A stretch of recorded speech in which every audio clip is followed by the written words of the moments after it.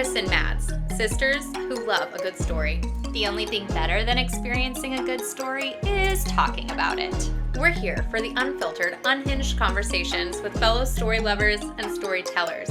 And the occasional rant or rave about the shit that rips our hearts out and puts us back together again. The stuff that makes us laugh till we pee our pants. And the ones that teach us what it is to be human. Welcome to the sisterhood. Everyone, welcome to our live episode of the podcast. We have Smitty here, obviously, who's one of our best friends on the app, and he has amazing recommendations. We get tons of recommendations from him, but we're also like sneaky suspicious, like what's on his priority TBR after he finishes Wind and Truth. So all three of us are today going to share just 3 recs that we feel like maybe we could rec to anybody. And then we're going to, at the end, sneak in 2 secret what's on our priority TBR. And we will leave time at the end for some Q&A. So just sit tight, relax, grab a beverage, enjoy, and hopefully you guys get some fire recs from us. Did you come prepared, Smitty? Kind of, a little bit, a little bit. I'll let y'all go first, and then I'll come up with mine. Okay. Kristen, what is your first rec you feel universal for anybody? So I got a rec for Strange the Dreamer and the Muse of Nightmare, which is a duology by Laini Taylor. I would say this summer. One of our followers just said she wants to read it. She feels like I would like it too. It's a YA, but it does not read YA. Like, I don't even know how they could legally make it YA. That's to say it has everything that I love in a book. So yes, there's going to be some romance, but it's very subtle and it's not the main plot, which is very bizarre for me that I could love a duology so much and it's not romance heavy. It's actually just the most beautiful writing I have ever read. It feels like you're reading poetry. Okay. Magic oozes from the writing. Like, if you just read quotes from this book, you will be transported. Our main character's name is Laszlo Lestrange, so that's why it's called Strange the Dreamer, and he's like a librarian that is obsessed with a city that disappeared 200 years ago. So he's constantly researching this place called Weep, and turns out that some people from Weep have come to his city after 200 years and are like, oh, we're still on the map and we need your help. So he is sent to Weep because he has learned their language from old tomes and he knows about their culture. Oh. So his people go there and he's like the go-between, and there are blue goddesses. There's cities in the sky. There are nightmares that come to you in your sleep, but they're like ghosts that are real. It's bizarre and incredible. That's crazy. I think it's one of my best reads of the year, and I literally just forgot about it because it's like shoved in between so many, but anybody could read it. You didn't get a physical copy yet, which we need to remedy. No, and that makes me not put it up in videos as much. But Strange the Dreamer and the Muse of Nightmares by Laini Taylor, I would recommend to anybody. The most beautiful writing I've ever read. Okay. Does it have like a comp? Like, could you? Is it like if you liked this, you would like Strange the Dreamer? I mean, you would like it because you like beautiful writing. I would say it feels kind of funkadilly, like January's by Olivia Blake's new short stories. Like some of her imagination. Very old school fairy tale, but okay. I don't know. I have never ever felt what I felt reading this book. It sounds original. Okay. It's very original. I want to read more of Laini Taylor now. Okay. Yeah. All right. Smitty, did you come up with your first one while she was chatting away? Yeah. So I'm gonna fall into victim of recency bias, but Dungeon Crawler Carl. This book.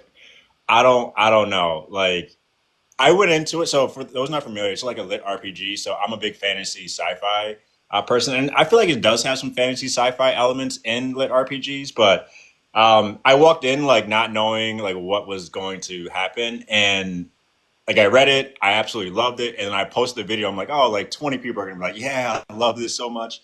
Apparently, like, it's a really good staple in a lot of people's houses in terms of reading that entire series. Yeah. So that's one I'd recommend. Again, a little bit gritty, a little bit grimy, a lot of gore in it, but probably one of the funniest things you'll read. And as you all know, I've been reading like some of the darkest stuff. Like, again, you got Sun Eater, we got Stormlight, I don't know if y'all read Air 2 in terms of Mistborn, but that's what I've been like on a run of. And like, I needed something to just like relax me. And people were saying, hey, like, while this is not the actual thing that's like in terms of going to relax you totally, you'll laugh at it. And when I tell you, I was dying laughing like half of the book. And that's probably one of the emotions that are so hard to get out of a reader, right? Like you can get somebody to cry. Like again, books be emotional, get somebody to smile. But in terms of actually like full on laughing at a book, like you actually look kind of crazy laughing at a book in public. And I did not care. I was on a plane laughing at it. So Dungeon Crawler Carl, like for all genres, all genders, like I think anybody would love that book. And then again, the series itself, like I'm going to continue the series. A lot of people say listen to the audiobook. I haven't listened to the audiobook, but I will go back and listen to the audiobook. But Dungeon Crawler Carl, like I think that's mine right there. Okay. That sells me on it because I'm with you. Sometimes when you read too much of one emotion or that evokes a certain emotion from you, you just need like a little yin for that yang, right? You need to balance it out. So I would love to read something that makes me laugh. I'm not sure. I've never read that genre before. I don't really know much about it. Can you break down, is lit RPG just like a role-playing game but done as a book? Yeah, so I wouldn't get too caught up on like, oh, like if I've never played a role-playing game or like Dungeons and Dragons, I won't get it. Like it's around that story, so it really immerses you like, okay, like this is a video game player and he's going through these trials and tribulations, but it's really the structure of a book. Like it's really the same thing as a book. Like there's no like, oh, I need to know this about a game.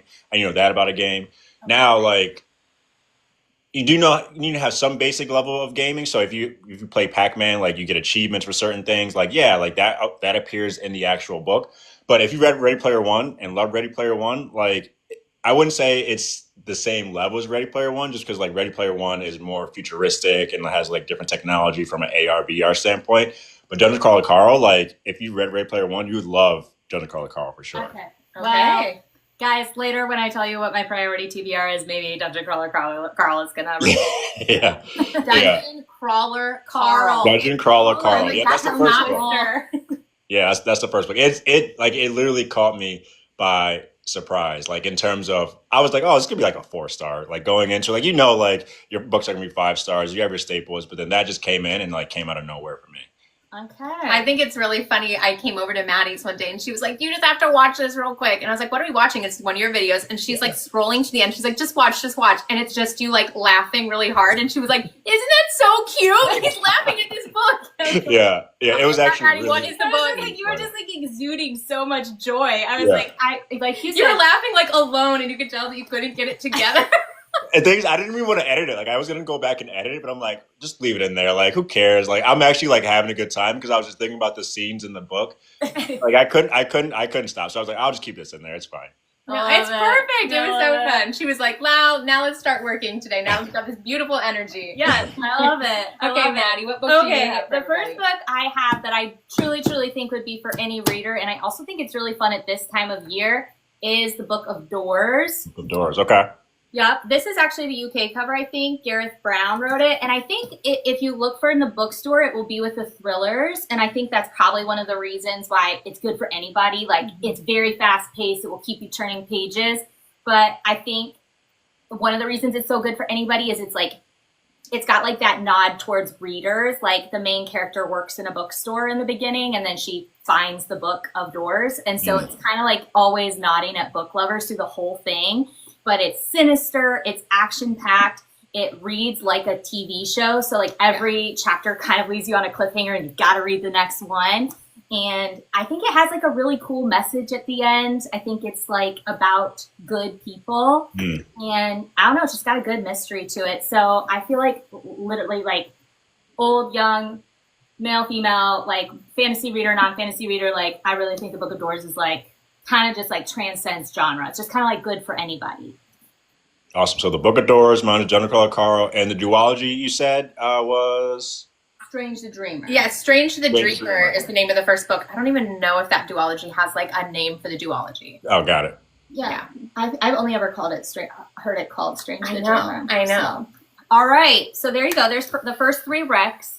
Now, let's start with your second rec, Kristen. Okay, I feel kind of like Smitty, like it's just because I'm reading it right now and I'm so obsessed with it. But the Gael song Trilogy by Shauna Lawless, what I love so much about this trilogy is that Shauna Lawless knows her history and it feels like I'm reading real life history, but not boring. And she just sprinkles in, like it's very light, but she sprinkles in magic, which gives my fantasy heart what it needs.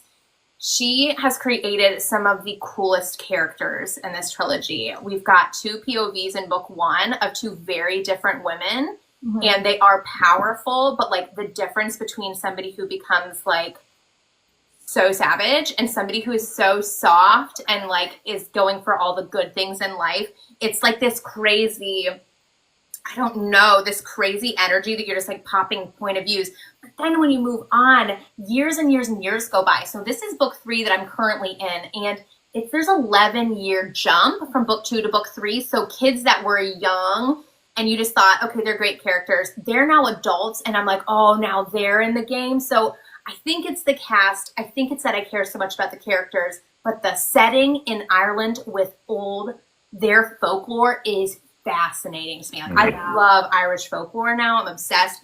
Anybody could read this. I don't want it to end. That's how good it is. Yeah. What's the name of the book again? Somebody asked what's the name of the book. So the first book, which we don't have because I've already lent it out because it's that good, is The Children of Gods and Fighting Men. And it's by Shauna Lawless. Or you can just search the Gael Song Trilogy and the first book will pop up. But I would say, off of what Kristen said, if you were a fan of the Game of Thrones show or you're enjoying like John Gwynn's writing, but you just want to have it told maybe like with a slightly softer energy, like more of that like female inflection, like Shauna does sprinkle a little bit of romance and you're going to get more female POV, but it's just like, I don't know. It gives Game of Thrones vibes to me. Yes. It's like kingdom and political drama. We just watched The Last Kingdom. It definitely has Last Kingdom vibes. One of the characters definitely gives Cersei Lannister heart. He's one of the POVs. So truly, I think it's just so much political intrigue. Yeah. Like I am on the edge of my seat while I'm reading it because I don't know why I just care very deeply about what happens to the characters I care about. And then I keep rooting for the bad ones to have like an arc where they'll get better, and they just keep fucking it up over and over again. It's frustrating. So I'm here for it. Like I can't stop. They're so savage, but they're also like you also feel for them. It's just like Cersei. You're just like, dang it, why is she suck so bad? But also like and the love I feel story so bad that's for like her. Subplot love story is the most. Oh, it's so sweet. It's giving like Aragorn. Okay. And Arwen. Yeah, it's very subplot, but it's like a love story. But it is like ages. one for the ages. Yeah. Yeah. So everybody should read it. There we go.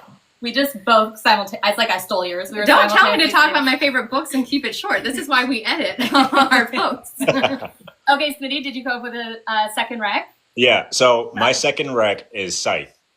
Yes. So Scythe is, because I didn't even talk about Dungeon Crawler Carl, but I think everybody can get what that is. But Scythe is a YA that I don't think should be considered a YA, to be honest with you. So for those who aren't familiar here, and I know you're doing this on a podcast, YA is like young adult, and it's really for probably teenagers, I think you want to say that. So like think like, I guess, Harry Potter, think like Percy Jackson, but like that's kind of what is designated as a YA.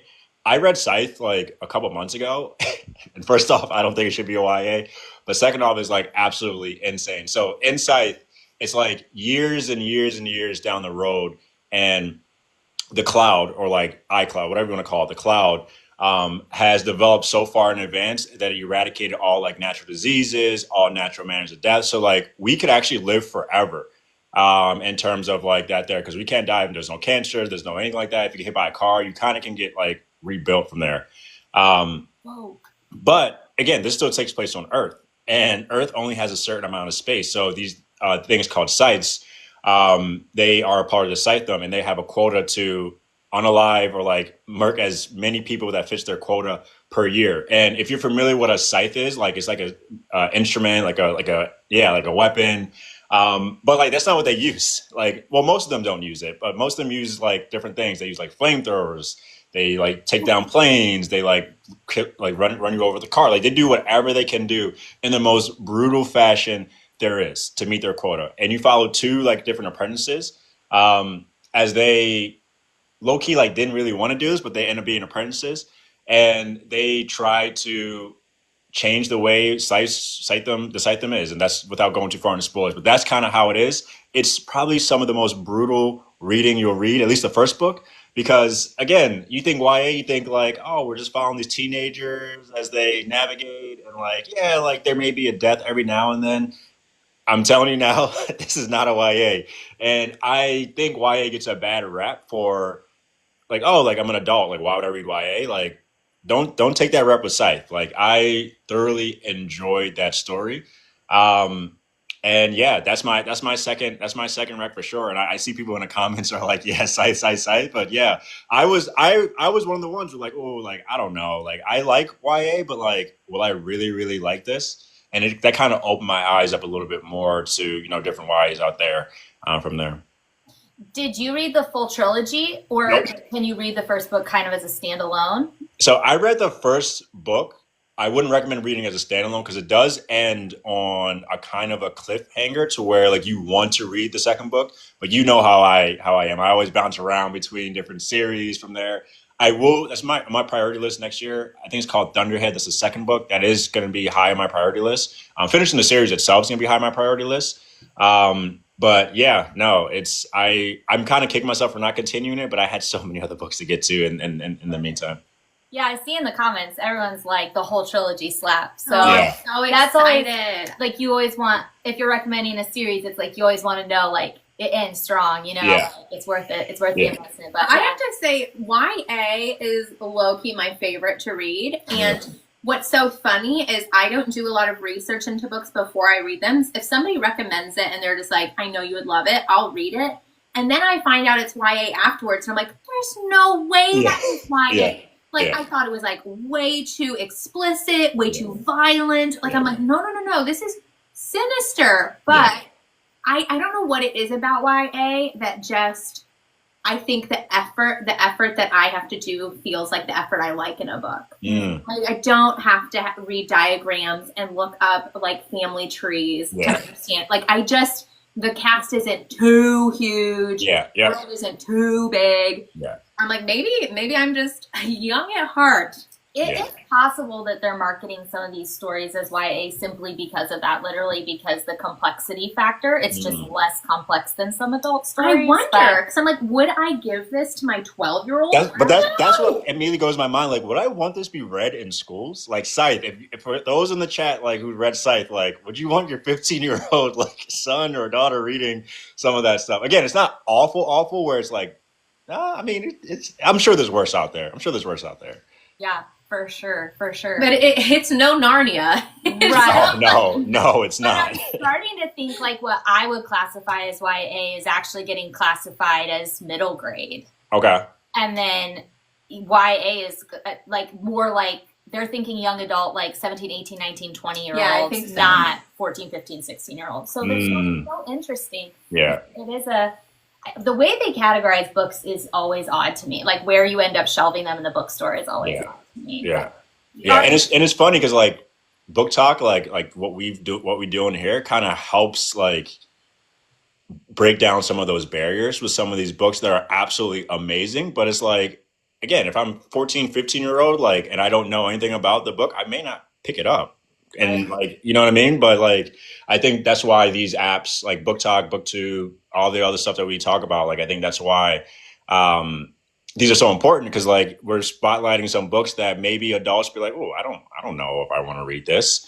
But you get teachers or you get like parents who go in your comments or your DM say, oh, like I read this with my kid and it was like absolutely amazing. You're like, oh, okay, well that's great. You know what I mean? So Yeah, for sure. Yeah, because It if you helps. just don't go to the YA section, like you're not going to see it. yeah. Like, you're just not going to go there. But catch me in that YA section. Yeah, we gotta have that discourse so that we know where to look for the good stuff.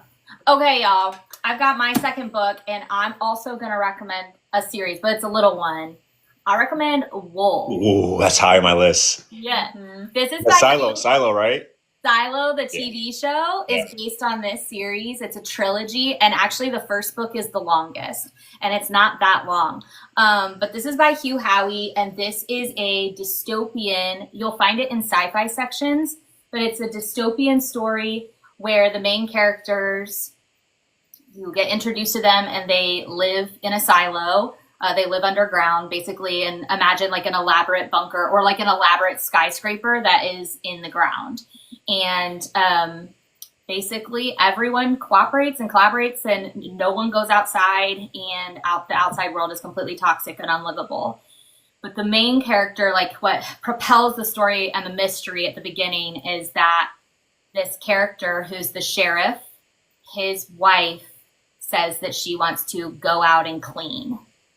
And basically when you say you want to go out and clean, it's akin to saying you want to unalive yourself. You're done. You can't do it anymore. And you go out and clean. And what that means is you go out in a spacesuit with a piece of wool and you clean the cameras, because the only way the people inside the silo know what's going on in the outside world is through these cameras. So anytime someone gets executed or asks to go out and clean, they go out with wool, they clean the cameras, and then people can see on the cameras that basically as soon as the air in their suit runs out, they suffocate and die. So the sheriff's wife says she wants to go out and clean, and the sheriff is just like, what? Why? Like, what happened? And she goes out to clean. That's not a huge spoiler. That happens right away. And then he's just trying to solve the mystery of like what broke down for her. Like, why would she choose to go outside? And the mystery unravels from there. The show is phenomenal. Oh, it's so good. Lady Jessica is your main character. Yes. I call her Lady Jessica. I know it's not her actual name. I was about to say, wait, are we talking about Dune? Yeah. No, what is her name? Ferguson is her last name, is the actress. She's such a great actress. Like, she makes that show. I did both simultaneously, and it's an Infinity Star experience to do them simultaneously. Like, I'm getting buzzed just like hearing you talk about it. I only read book 1 because I stopped because season 2 was coming out. It just came out this last month. They're releasing an episode at a time. And now I'm starting book 2 because I want to do them together again. You can watch the show on Apple TV. Thank you. Her name is Rebecca Ferguson. Thank you. She That's is the actress. amazing. She does not play the sheriff or his wife. She plays another character that comes into play in the story. The deputy. Yeah, she will become. I don't want to spoil no. But So Rebecca good. Ferguson is so good in the show. You can watch it on Apple TV, but you should pick up the book. It's called Wool, and it's such a thrilling mystery. It's such a human story, and it was originally indie published and was so good and so successful that the publishers picked it up and distributed it worldwide, and then he got a TV deal. So good for him. It's great. Highly recommend to like all readers. I really think anybody could get into it. Love that. Are you checking some comments, sis? Yeah, I was just seeing. Okay, just making sure we didn't miss anything, guys. Okay, cool. Okay, I guess we'll go into our third rec. Again, we got to be sensitive of Smitty's time here. We have a lot to get to. We want to make sure we're doing some great. time for you guys' questions. We're doing good. But we'll go ahead with our third rec. If you've just joined us, we're live recording our podcast episode with Smitty, where all of us are giving you 3 recommendations that we think anyone could enjoy. So we'll go ahead and give our third one. So what do you have, Kristen? I want to bring the crowd some variety. Okay, so we're talking about series, duologies. I want to give you a standalone that has changed my life. Yes. My life. Have you read this, Smitty? Greenlights. Yes. Okay, so you know. If you know, you know. This is Greenlights by Matthew McConaughey. It is his memoir. However, it does not read like a boring memoir. And I'm just saying that because some memoirs can get a little slumpy for me. But he is one of the most entertaining, multifaceted, absolutely brilliant minds I have ever been able to crawl inside of. And that's what you get to do in Greenlights. It's his life story, but he gives you these bumper stickers, is what he calls them, which are like life lessons, life mottos, life things to focus on. And when I tell you, I listened to the audiobook, which is him reading it, which is just a transcendent experience. Yeah. I immediately grabbed this book and I put it beside my bed like a Bible, because I can go into this book any point, read about any of his bumper stickers, and I can journal on it. I can meditate on it. I want to talk to people about it. It's very thought-provoking. And when I say funny. And it's funny, he's just like a unicorn of a human, and I'm so glad I get to be on planet Earth at the same time as him. Everybody should read this. Honestly, this rec came from our mom and dad who listened to it on a road trip, and they said, you need to read this. So, yeah. But if you do pick up the physical copy, I'm holding it up. There's all these little pieces of memorabilia that he's photographed in the book. So I highly recommend, even if you do listen to it on audio, pick up a physical copy because you'll get to see like the photos he's referencing and stuff. And this book, yes, it changed my life, but also it's so funny. Matthew McConaughey is so funny. He's lived such a hilarious life. And he's so hopeful, which is sometimes memoirs can feel a little like, let me tell you of the woes of life and all the things I overcame. And he does not look at any, like some of the things that happened to him, I know I could have maybe become a victim because of, like, oh, woe is me. But this man just takes it like a trampoline and goes, boom, and he like jumps to his next level. He levels up from everything that happened to him. I would say if you could listen to the audiobook and have the physical book in front of you so you can have his visual aids, it would probably be the coolest immersion reading of your life. Yeah. Greenlights plus infinity. I read that, was it last year? Because I was on like a nonfiction in the morning and a fiction at a night kick last year before like kind of book talk, and that was probably one of my favorite. I think I did a video on it. That was one of my favorite reads of last year. Like you said it like perfectly. Like while it was a memoir, it felt like I was along the way. I didn't do the audio, which I regret, but then I listened to I just went down a Matthew McConaughey rabbit hole. Like he did his he did a speech at a school, so I listened to that. Like I did all types of stuff. Anytime he hops on a podcast now, I listen to it. Like that one will change a lot of people's lives for sure. And it's random because it's just his story, but all right. He does a great job. He does a great job. Exactly. Well, you're up, Smitty. What's your final rec? My final rec, and I got to stay within, because I gave you two dystopians. Well, I gave you a dystopian and a lit RPG, so I got to go back to fantasy. And it's going to be Blood Over Brighthaven. Blood Over Brighthaven is a fantasy by Emma Wang. If you're not familiar with Emma Wang, that is okay, because she is probably one of the newest authors out there that has taken everyone by storm. So Emma Wang wrote The Sword of Kaigen, which, again, one of my favorite books of all time. And I entered into going into Blood Over Brighthaven earlier this year when it was self-published, just saying, oh, this is going to be a nice story. It's not going to compare to The Sword of Kaigen. While it didn't compare totally to Sword of Kaigen, insane. So in this one, how can I talk about this without going too far into spoilers? So you follow a high mage who is trying to be the first woman high mage of this town that she lives in. And she has to battle all types of stuff there. And the magical system in this one is probably something that a lot of you can relate to, which I'm not going to say, but if you work in a certain profession, you're going to relate to this magical system. But she is fighting with all these different things there while trying to figure out where the magical system, or what the magical system is, where the magic comes from. And she has a very unlikely companion who kind of helps her figure it out. And they all peel back the layer of what this magical system is, and audible gasps in this book. I actually, for most of the book, did not like the main character, Siona. I wouldn't say not like her, but I was really frustrated with some of her actions, some of her words. But 5 stars. 5 stars. I was like, oh, Emma Wang, could you do this again? She did it again. She did it again. And it got traditionally published, I think, in October. But that was the first book we read in a book club. And unfortunately, not unfortunately, but The Fear of the Gods kind of usurped it as the top rated book in the book club, because it's The Fear of the Gods, and most people rated 5 stars. But I think the Blood Over Brighthaven was an average rating a 4.85, which again, that's really, really high. So yeah, Blood Over Brighthaven for sure. Traditionally published. I know a lot of people haven't seen it yet, but definitely check that one out. Love that book. I'm so glad you brought it up. I was trying to come with recs that you wouldn't say, and I didn't do Blood Over Brighthaven because I was like, I really hope that somebody else talks about it. Yeah. My favorite. I was scared that one of you was going to say that, because I know you love that book too.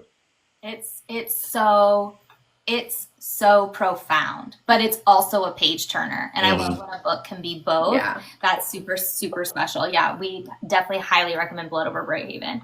So I'll give my last rec, and then for those who weren't here with us at the beginning, we'll just rapid fire let you know what our top 3 were so you guys can have them on your list before we go into our TBR. I was so torn. I know, it's hard, Maddie, but you have to pick one. I'm going to You pick made this us one. do it. I couldn't pick between these two, but I'm going to go with The Unmaking of June Farrow by Adrienne Young. And this is a urban fantasy, and I would again say you might find it like in the thriller section, but it's like a soft thriller. It's not going to be like super terrifying or scary or anything, but but there's definitely like a mystery component at the heart of this story, and it's a time travel fantasy, and I can't really say much more besides that without going into spoilers. But I think I recommend this one for the reader who really likes a fast-paced plot and really likes like something that keeps them turning pages, but maybe with like a sprinkle of those like heartfelt relationships in it, because this one will definitely pull on your heartstrings. And it's not a romance, but there is like a romantic relationship at the heart of the story that I think just gives it that human component. It's going to make you feel things, even though it's a really fun time and you're trying to figure out what the heck is going on. I'd say kind of like they're not similar plot-wise at all, but for some reason, I feel like if you're a reader who likes One Dark Window, you will like it. Like it has similar. I don't know. I feel like the vibes are the same. Or They're something. both like fall for sure. Like like you want to read it when it's dark outside. Yeah. It's kind of that. It's good. So everyone get it now. It's getting really dark outside very early. Yeah. So it's really good. So I'll just go through mine while you guys remember yours. So my 3 were. My 3 are The Book of Doors by Gareth Brown, which is a genre-busting mystery thriller. Wool, which is book 1 of the Silo trilogy by Hugh, Howey, which is a dystopian sci-fi. And The Unmaking of June Farrow by Adrienne Young. What are yours, Kristen? Okay, mine is Strange the Dreamer and the Muse of Nightmares, the duology by Laini Taylor. Then we have the Gael Song trilogy by Shauna Lawless and Greenlights by Matthew McConaughey. All right, Smitty, and your 3 were? Dungeon Crawler Carl by Matt Dinniman. I think that's how you say his name. Scythe by Neal Shusterman, and Blood Over Greyhaven by ML Wang. Nice. Y'all just can stack your TBR for 2025 with some fire recs. All right, so we'll take 5 to 10 minutes here to quickly go through a couple priority TBR books we each have, and then we'll open it up for like 15, 20 minutes of questions for Smitty. If you guys would like to pick his brain for your TBRs or any of the books that we've mentioned, that kind of thing. So Kristen, do you have your TBR recs? You can just list them both. Well, now I feel like I'm adding Scythe to my TBR. Like, hold on, that sounds so good. We weren't lying in the beginning when we said Smitty helps us build our TBR. The book is fire. We're like, noted. Shuffle everything. I love that. Yeah, we're so grateful. What would we do without book talk? I'm actually going to do Six of Crows and the Crooked Kingdom. These are by Leigh Bardugo. I read Shadow and Bone a long time ago, and I had a lot of fun in the Grishaverse, and I forced Maddie to start it, and then she surpassed me, and she said that she preferred the duology to the Shadow and Bone. So I want to go into it knowing I'm going to get a great heist, which I love heists. And I did like the magic system of the Grishaverse. I also like that duologies are so snackable for me. Duologies are underrated. I think that they're my favorite dose of reading. So that's what I'm really excited about. One of them. Just give us the second one. Okay. This one is brand spanking new, but it's coming from Sloan on TikTok. Is it Sloan Reads? What is her I forget handle? her handle. We can put that in the show notes, but we do get some good recs from Sloan, and I can't remember what her handle is, but we'll post it. And Sloan is pretty judgmental, but in a good way, of books. So I know if she gives something an infinity stars, which she did to this book, I know it's going to be good. She's a pretty critical reader, which we appreciate about her. Yeah. But our likes are very aligned. So it's called Anathema.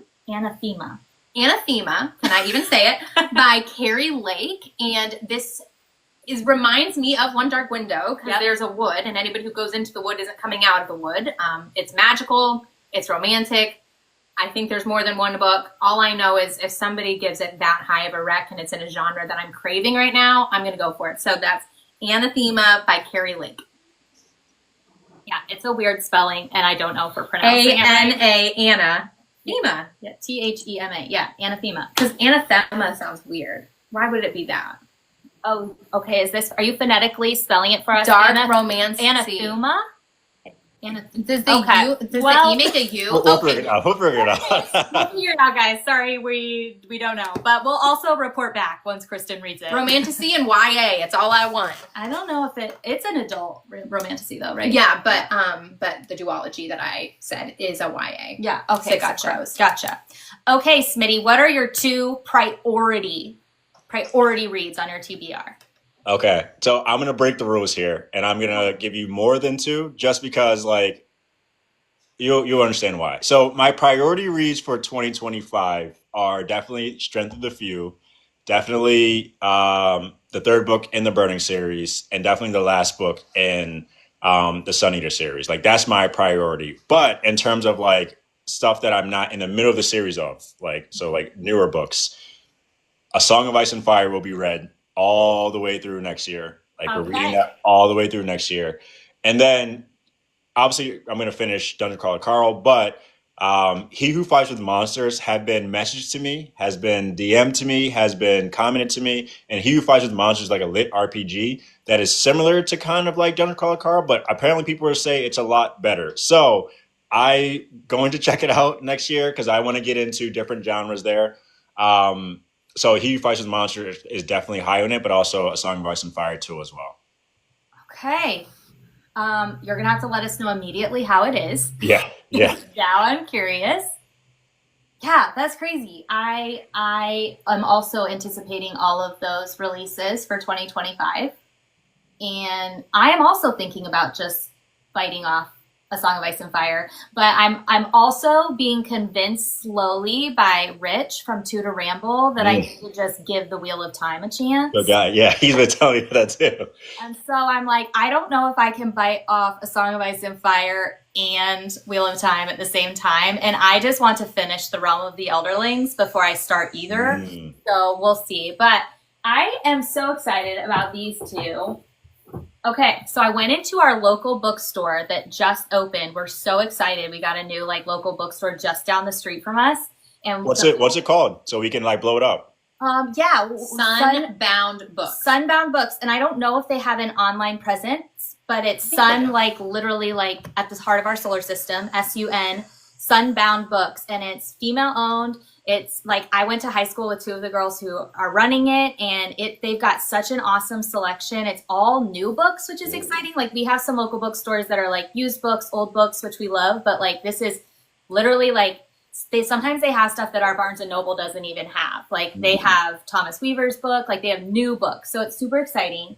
And they do have a website. Nice. Okay, so Sunbound Books, they have a website if you want to support local, but the owner, I was telling her that I'm on a sci-fi kick and I love sprinkling in sci-fi, but it's hard because I'm in the middle of so many series. I just need a good standalone. And I told her I love Blake Crouch. And she was like, have you read Ascension? And I was like, no. And it's literally a book snack. Haven't seen it anywhere. Haven't seen it on Book Talk. Haven't seen it on BookTube. She said it was amazing. One of her top reads of the summer.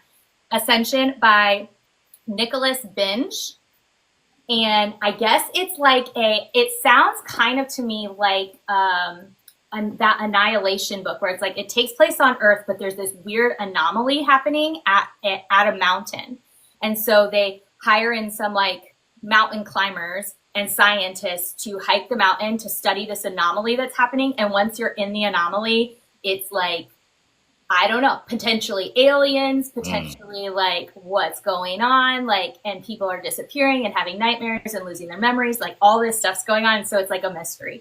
So I'm very excited. I was I just need a book snack. You know what I mean? I can't commit to a big, long thing, but that's why I love Blake Crouch. You just pick it up and inhale it, and it's so fun. So anyway. Yeah, that should be on our priority list for 2025, our TBRs, to find more book snacks. We need we've been reading some very, very long books this week. We're talking 12-day feasts. That's what we normally recommended. We just need like a little snack in the afternoon. Yeah. You know what I mean? Yeah. Okay, my last one, this one is recommended to me by Margaret from Literally Literary and from Kiara, which I think her handle is Kiara Reads Books. But this is Daughters of the Empire by Raymond Feist and Janie Wirtz.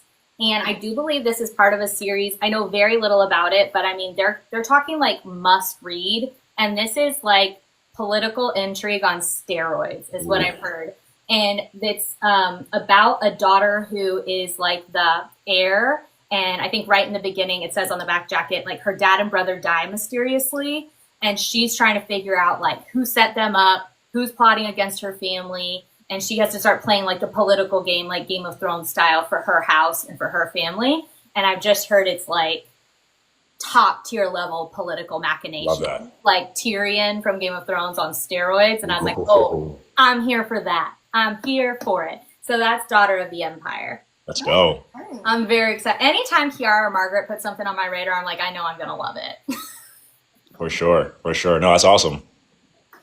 Yeah. Okay, guys. What time are we at? So we know how much time we have for questions. We are at 10:42. Nice. All right. So if you guys have questions for Smitty, go ahead and drop them. I'm going to go ahead and start with the controversial question while you guys are dropping yours. And also let us know what's on you guys' priority TBR so we can get some recs too. But I want to know if you were playing with us when you said that you would delete your Book Talk account if you didn't read your 5 before 2025. Yeah, so a lot of people ask me that. I'm like totally dead serious. And the only reason why I'm serious is so I can have the motivation to get through my TBR by the end of the year. I'm up all night reading When in Truth. After When in Truth, all I have left is Jade War, and we're good. Won't get deleted. We are here. I mean, who knows? It may get deleted anyway if the ban goes through. Right. But yeah, no, I'm dead serious. So like, if I somehow, some way don't end up reading Jade War by the end of this year, then yeah, because I love to be a person of my word and love to challenge myself. So, but I think we'll be fine. I think we'll be fine.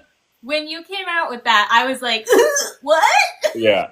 Yeah, but I'm dead serious. So if somehow, some way I don't finish Jade War, if I just magically disappear and just see me on YouTube, then that's what we're doing there. You forgot to read Jade War. Something happened. All right. I wish I was a man of my word. I am already like rebelling against every book I said I was going to read. I'm like, nobody can tell me what to do, even myself. Oh my gosh. Because it got bad in October, or yeah, was it October? October, where I just read all of Mistborn Era 2. Yeah. Like every book on my list was just like not read. It was just crazy. But sometimes it's really fun. Like that was Realm of the Elderlings for me this year, where like a series just comes in and disrupts your TBR. And honestly, I feel like that's a testament to how much you love it, how good it is, that it can just kind of take over your life. So actually the way that Mistborn Era 2 did that for you has kind of low-key convinced me to read it. Because I was like, maybe I just don't need Era 2. Like I'm in my Stormlight life and I'm fine and loving it. And that's what Coppermind is for. Yeah. So no spoilers, but I think if you read Mistborn Era 2, you are enjoying When in Truth a lot more if you didn't read Mistborn Era 2. I think that's for sure, because within the first 150 pages, yes. Honestly, in the prelude, I was like on Coppermind, like, is this who I think it is? And they were like, yes, it is. And you would know that if you had read Mistborn Era 2. And I was like, okay, well, at least I was onto something. Yeah. So I'm gonna probably, I don't know, maybe after this live or sometime tomorrow, I'm gonna release my like Cosmere reading order. It's very chaotic. It doesn't include every book, but I really think Mistborn Era 2 should be required reading. Like, if you want to read Stormlight. Like, not even if you want to read Cosmere. If you want to read Stormlight, it is very required reading, because there's always another mystery. There's always another secret. All right. Well, you heard it here, guys. I have not followed Smitty's rules, and I am just halfway through Wind and Truth, having never read Mistborn Era 2. But I mean, you got it though. You can do Coppermind, and I'm sure you can just pick up on like different things from there. But yeah. It is fun to see the connections. Okay, Abby asks, Smitty, Realm of the Elderlings. When? Yes. Like 1,000%. I should have added that on the top TBR list, but 100% definitely will be read. Okay. I am so curious for your thoughts, and I just feel like I have to tell everyone because it's a good example. I wanted Kristen to read Realm of the Elderlings, and she rated the first book an honest, gentle 2 stars. Okay. So just know it's not for everyone. It's a sing. I know you love this, Smitty, but it's a sing for your supper series. It Oh, does yeah, not I start love with a that. bang. Yeah. It just gets better and better It and better. starts with like a nap.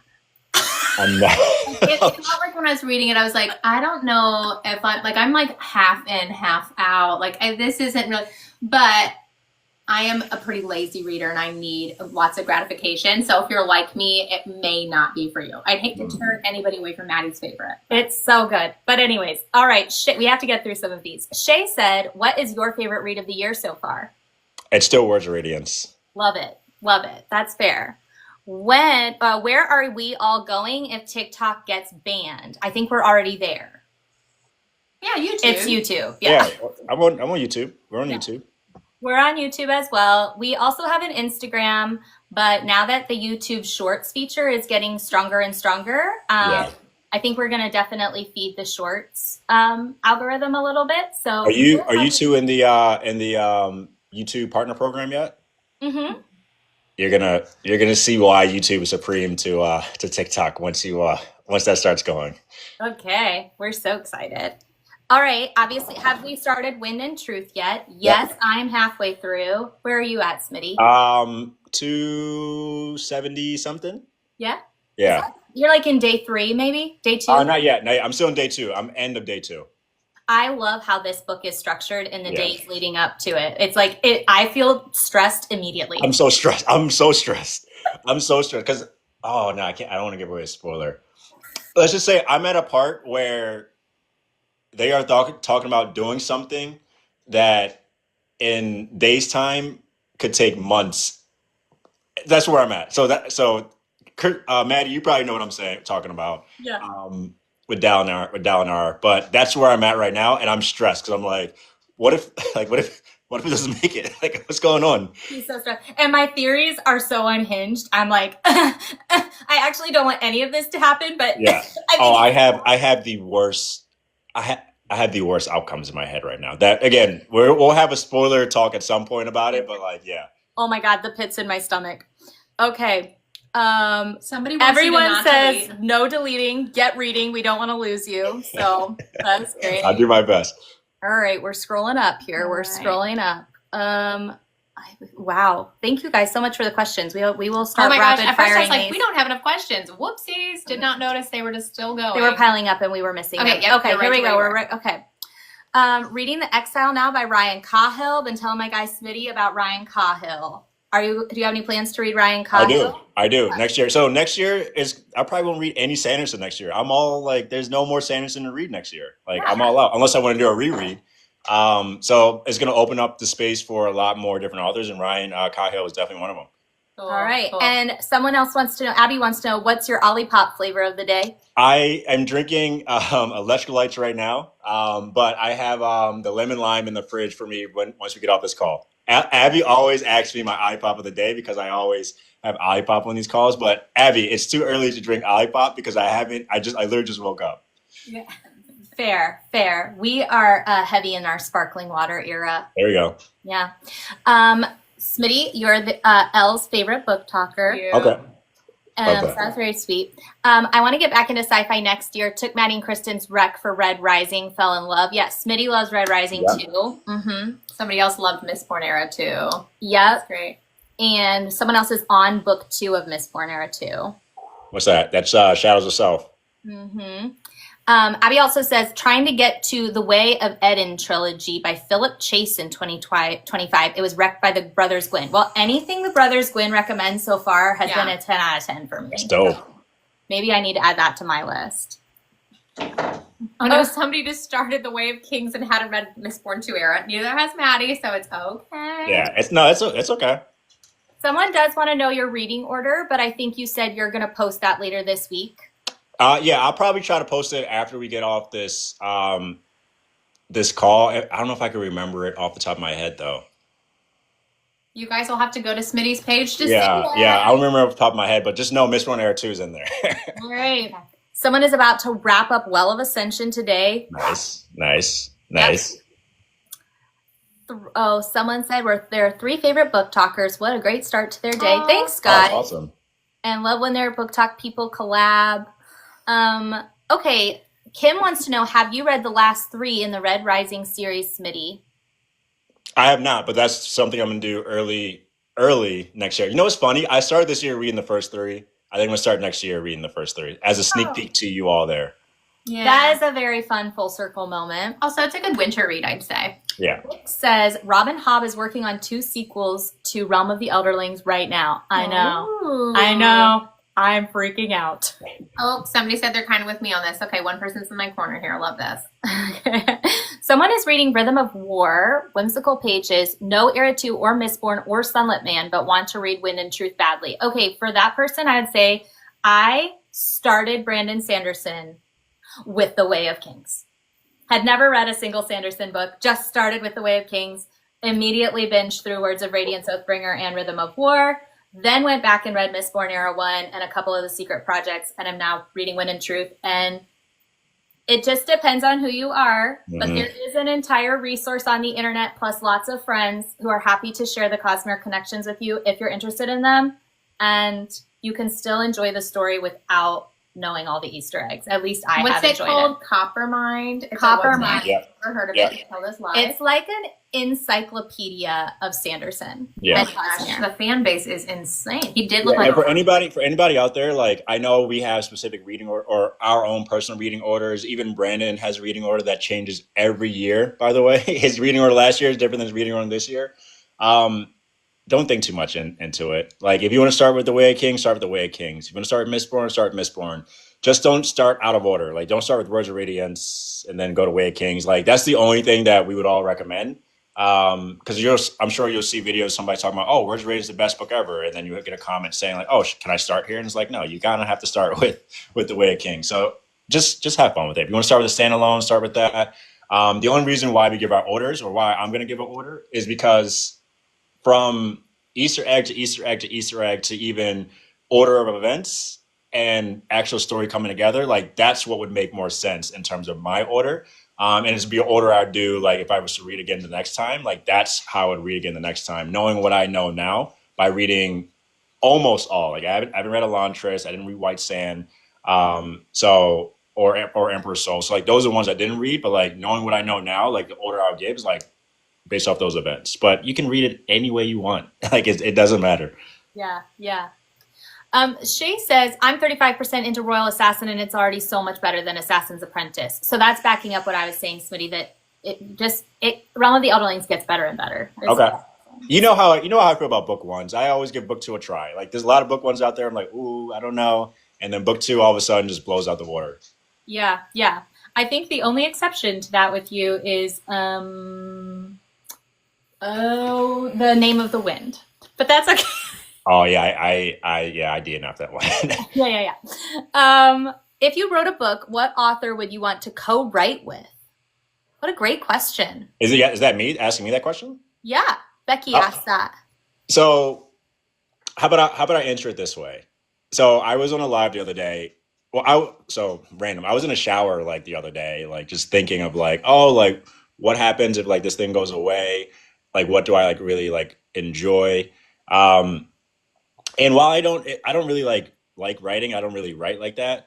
I do like the idea of like fan fiction. And what I would love to like do a fan fiction of is of like the Cosmere. Like me actually write a fan fiction on like certain characters in the Cosmere, and just put it out there for like for free, obviously, because it's fan fiction. So like I can't sell it. But like I would love to like just expand some of those stories that I think would be cool.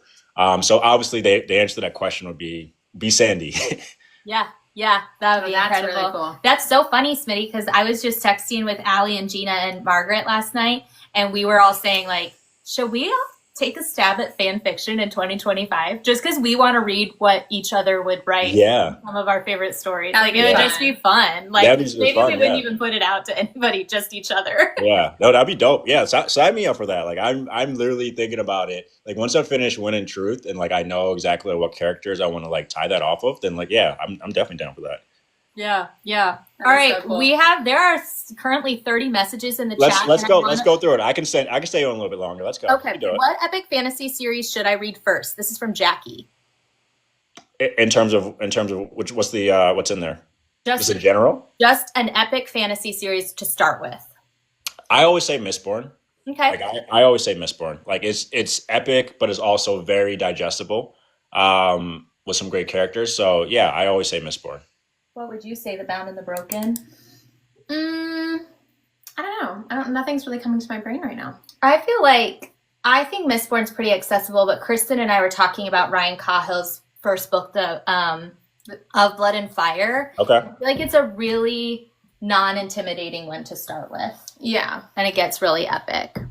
Okay, Shay wants to know, ideal book to movie TV show that you would want to happen. It's got to be Red Rising for me. Yeah. Ideal book to TV or movie show. Ideal, because there's so many of some great ones out there. Mm-hmm. I would really just love a Sun Eater. I would love that so much. Like, I love that so much. Yeah. It does have a very cinematic feel to the writing style. Pam says, I'm 63 years old and have the whole Stormlight series on my Christmas list for my kids to get me. Who knew? All right, Pam. Wow. Love this. Pam, if they don't get it to you, DM me. Yeah, Smitty will get you covered. Favorite audiobook of all time? My favorite audiobook of all time.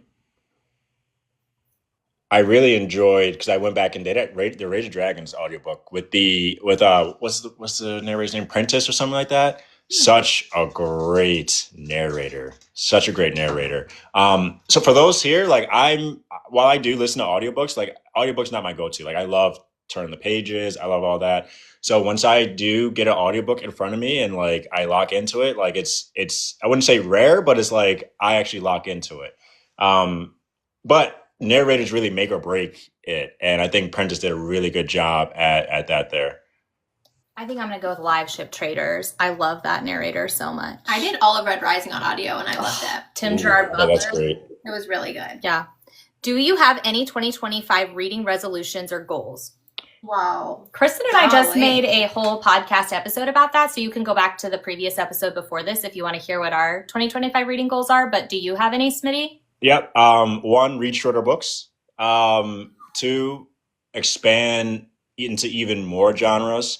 And I want to knock on the door of like romance genres, like the romance genre. At least 2 books in the romance genre next year. Like I said I was gonna do it this year and I didn't end up doing it this year, but at least 2 books next year. And to actually make my reading goal next year. Like last year I overmade it. This year I'm not gonna make it. Like I think I'm gonna get maybe 50 out of 60 this year. Yeah. I'm setting a rating limit for myself next year. Oh. I want to take a little bit more time with my books. There you go. All right. Chelsea said, I'm currently into dark romance, but I want something adventurous like Skyrim. Any recs? I haven't played Skyrim. Have you, Smitty? I'm playing Skyrim now. Oh my gosh, our dad plays Skyrim I know. so much. It's so great. He I probably- love it. Dungeon Crawler Carl. Try that if you want to relate to it. there you Dungeon go. Crawler Carl. If you guys could recommend a fantasy series not being Sanderson, what would it be? The Burning series. If you want, because again, I love what Kristen said about duologies. Shepherd King duology is a great one. Another fantasy series that's out there. Obviously, people recommend Realm of the Elderlings. Yeah, I mean, those are the ones that I can think of off the top of my head. Yeah. Romantically, Jess said, this is helping me find books for my husband. He's fantasy sci-fi. Nice. That's awesome. Cassandra, so when do we think we will see the sequel to The Will of the Many? I would put money on July. I think it's May. Didn't you say May? Did you say May? I thought somebody said May. All right. Well, Yeah. Strength of the few. You heard it here. Possibly May. Do we need any background to read Trust of the Emerald Sea? Nope. No. Nope. Just start there. Nope. It's a nice little cozy fantasy.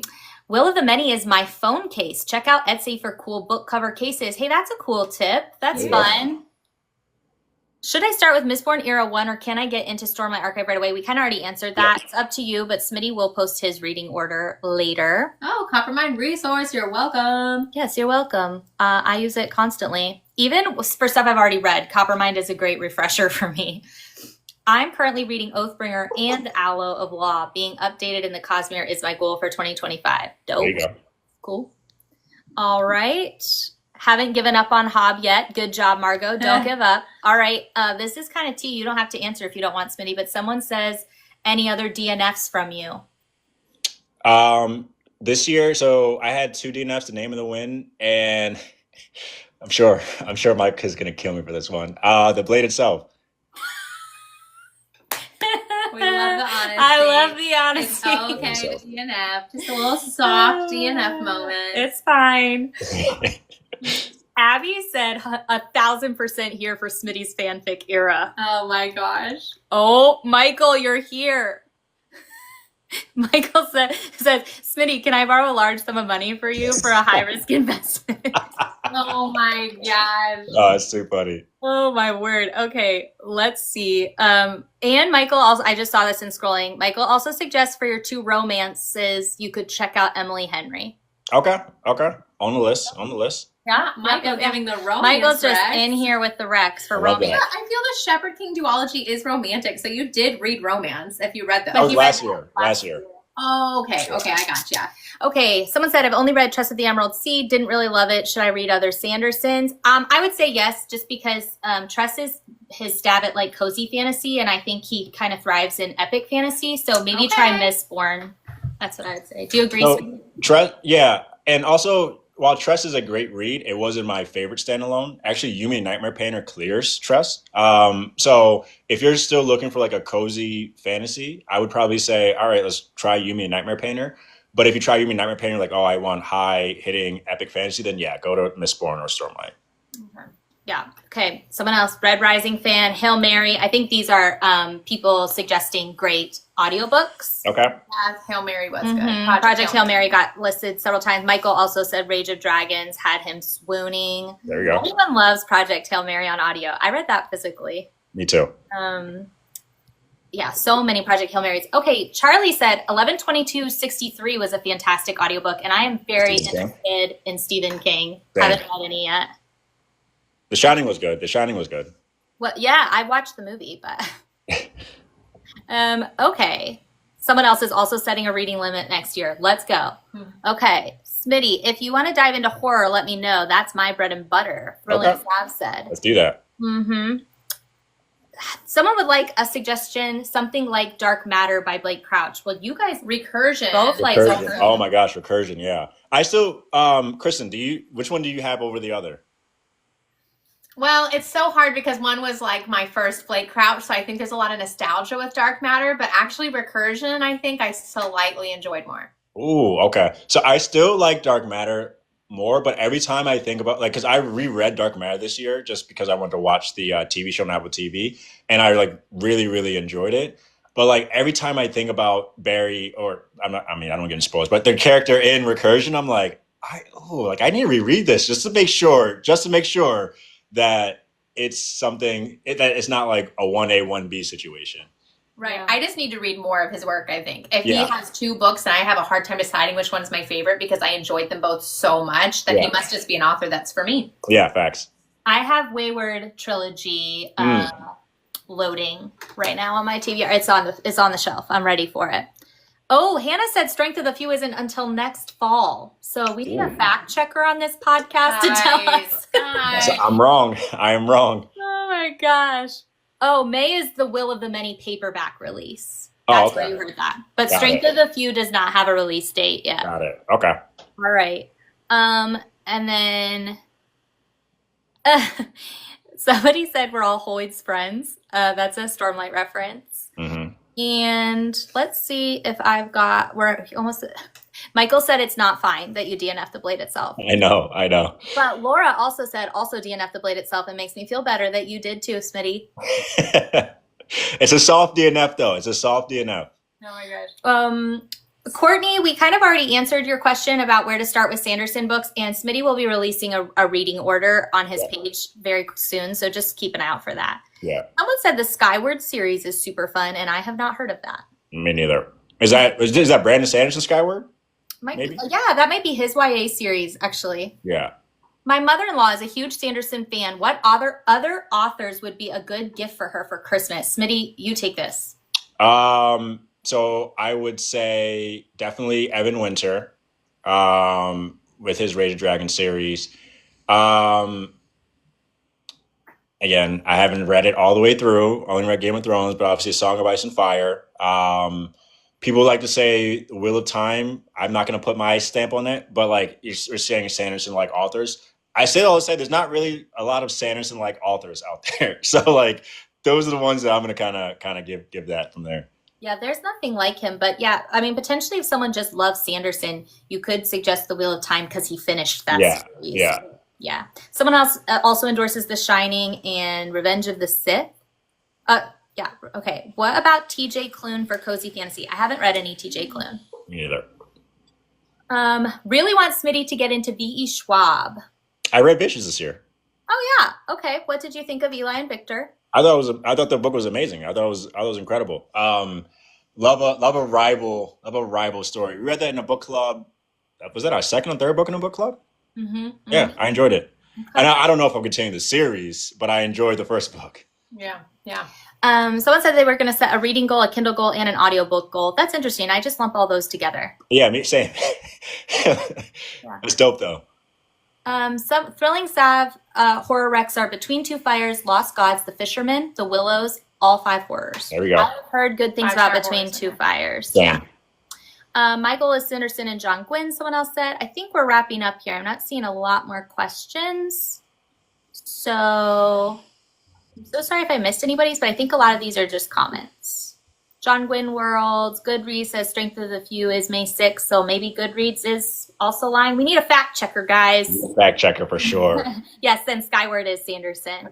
Okay, cool. Well, at the end of every podcast episode, we love to thank our guests and just gush about them, explain why we love them so much and why we appreciate them. So I forgot you all do this. I should have exited out by now. So you're like, oh wait, remember that hard stop? I have it right now. We'll keep it short. We just appreciate most of all that Smitty is genuinely the most generous person we've ever met. He's generous with his knowledge. He's generous with his time. He's generous with his passions. If he enjoys something, he genuinely wants to share it with everyone. He really wants everyone to win, and it just oozes off of him. Literally the biggest heart, the most generous guy you will ever meet, and we appreciate you so much. You've just given and given and given to us. It is so appreciated. No, I appreciate that. Not to be drama, but my biggest disappointment of 2024 was not going to Comic-Con. Comic-Con, we had a time. That was dope. I missed out on the 5-hour meeting that you and Maddie had. I'm like, who cares about Comic-Con? You got to hang out with Smitty for 5 hours? Fuck. But I think that people are drawn to you because, and take this the right way, you're nothing special, but you're so special. You don't make anybody feel like they can't enjoy a hobby like this or start an account or become friends with you. You're so approachable. You just feel like you could be like the best friend next door, but you're brilliant. You really are brilliant. And after hearing the notes from Maddie's discussion, I was like, okay, I thought he was cool, but now I understand that you work from a place of passion, you work from a place of integrity, and also you want to see others succeed. And when you love a rivalry in your books, I feel like you don't come off as a rival in the world. Yeah. Everybody can succeed along with you, and we need more energy like that in this world. So whether you leave TikTok or not, I know no matter where you go, you're just going to spread light and fun and have a good time. Yeah. I should have signed off of here. Thank you. No, I really appreciate it. You know I love you. You know I love you all. You were the first 2 people who I actually talked to in this journey, and like again, whether this goes away or not, like the books will always be there, and I really appreciate you all. For some great recommendations, like for sure. Good. We'll try to give you more in 2025, and all of you guys listening, we will keep creating content to bring you guys the best of the best books. We'll read all of them to show you the few that you should read. Exactly. And yeah, if with or without TikTok, the community is made. The community is tight. The community is solid. We'll find another place to hang out if it goes. I'm not worried. I'm not worried. I don't think it's going to go anywhere, but if it does, you know where to find us. Exactly. Well, thank you everyone for joining us today, for tuning in and listening. Hopefully you got some great recs. And hopefully we got to your questions. We appreciate you all so much. And hopefully you guys all have a happy Sunday. For those reading Wind and Truth, good luck. Enjoy. Journey before destination. See you later. Happy reading, everyone. Bye.